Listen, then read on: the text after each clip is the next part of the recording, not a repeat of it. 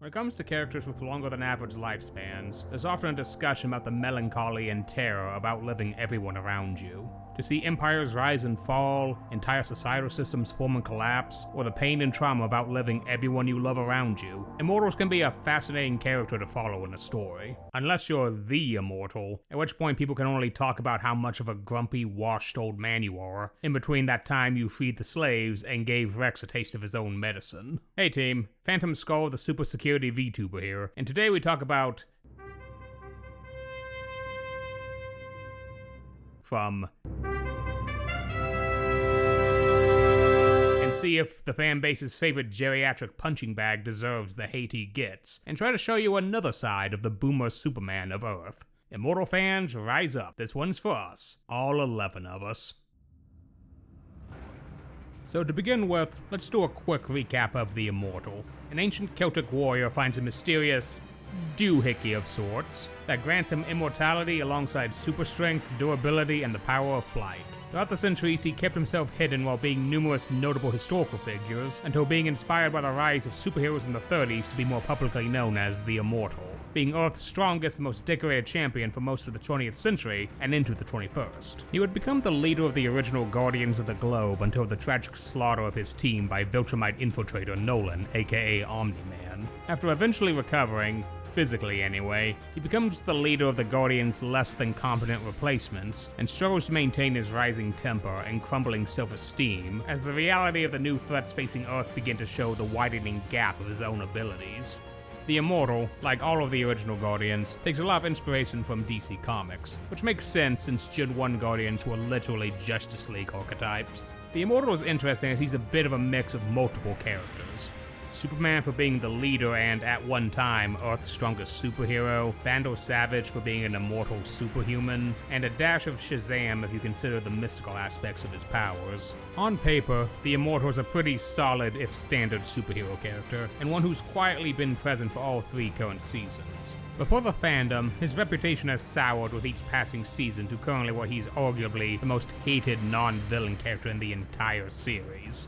Finding anyone in the Invincible Fandom that has nice things to say about Immortal is getting harder and harder these days. And while some of the reasons can be seen as legitimate, others do feel exaggerated. So why do people hate and mock him? Quickest and simplest reason to start with is the fact this man has not won a single on-screen fight of any significance in all 3 current seasons. This is in spite of just how much shit he's known for talking. I mentioned it in my Conquest video, but I hate the power scaling mentality in fandoms. It was rampant growing up during the peak of shonen anime, and it's an unfortunate aspect that's creeped its way into the Invincible fandom. For some in the community, a character's worth is only in their powers, aura forming, and the ability to win fights. Everything else, like their actual character, themes, and relationships, are basically null to this type of fan. And the Immortal certainly earns the L in his name for how many he's taken over 3 seasons. For a fandom that puts value on your win rate and how well you fight, they often belittle the Immortal for how his mouth writes checks his own abilities can't cash. Like Season 1, viewers cut him some slack since both of his major losses were to Omni-Man, who was pretty much a level 99 maxed out menace to everyone. But then he just kept losing, and even alternate versions of himself would inevitably lose their heads. The guy just cannot get a win to save his own life, and he's an Immortal for God's sakes. And the other reason that's tied to his abysmal kill-death ratio is the fact that he's just a bit of a jerk. Well, actually, kind of a lot of a jerk. He's just an asshole. There's a whole other video to be made on the topic of why we end up liking crazy, larger-than-life villains, but hate heroes who are jerks. But to summarize the overall idea, people who have a better ability to separate fiction from reality will often enjoy wild, outlandish characters they've often never met in real life, while despising heroic jerks or perverts they've more likely have had to deal with in their own lives. There's a reason a lot of My Hero Academia fans simp for crazy yandere blood girl Toga, while thinking local comic relief pervert Mignetta needs to be fed through a wood chipper. In most of Immortal's scenes, he's basically just a grumpy, no-nonsense boomer who barks orders at people, or simply grimaces at them. Add that with his hilariously bad win-loss record, and you have a recipe for a dogpiling of epic proportions. Doubly so if you include his equally hated lover Duplicate. Though I feel a lot of context gets lost with Immortal when you only look at his direct on-screen presence. To be fair, one of the major things against him is this show is called and not. Last time I do that gag, I swear. He's not the focused character, so we gotta work with what we got and also analyze some things about him and his very long life.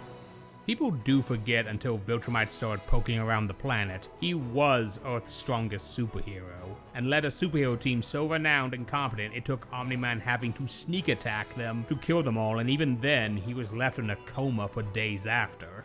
This is one of the only times outside of other Viltrumites getting involved that Nolan was this seriously injured. Because we see so little of the original Guardians, we're left with only Cecil's constant reminders to Robot's Wish.com Guardians of how they weren't shit compared to them, along with their feats. Immortal clearly considered the OG Guardians dear friends, and they worked like a tight-knit unit protecting the Earth for years. In many ways, they covered each other's weaknesses and helped make them the premier defenders of Earth the current Guardians constantly struggle to be. Their loss, while not focused on, clearly left a mark on him. When he takes over the Guardians in Season 2, you can see a bit of a drop in their teamwork, as he dogmatically tries to run them like he did the original Guardians, not really gelling with the post-Teen Team vibe of the current group.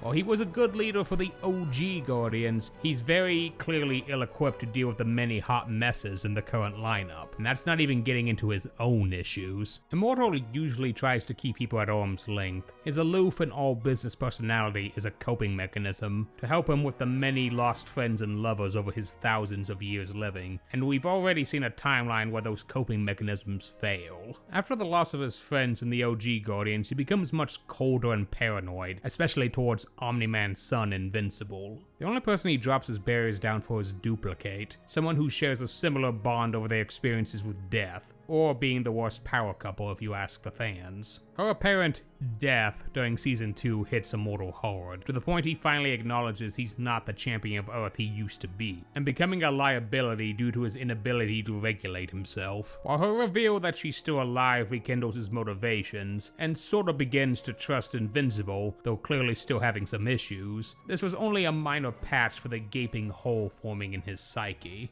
For centuries, Immortal was the champion of Earth. If something threatened it, he was the guy to call. But now, the threats to Earth are becoming more and more destructive and so insanely overpowered, he just simply can't keep up. With each crushing defeat from Viltrumites and his clear inability to lead and inspire the new Guardians, by the end of the Invincible War, Immortal finally came to accept that he was fully washed, as the kids would say. While he can keep coming back from death, that doesn't seem to help if his opponents are even more built different than he is.